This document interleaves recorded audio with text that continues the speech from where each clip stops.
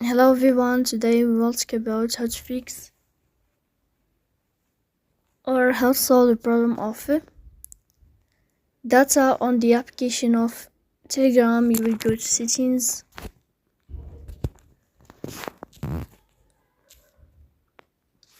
in this first page here.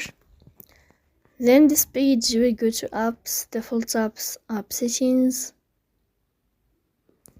In this list you will search about the application of Telegram. Here in this page of app info you will click on first stop and you will click OK. Here you will enter to the window of storage. Then we click on clear cache,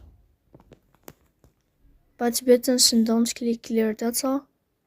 In the end you can turn off your phone and you can restart your phone again. So please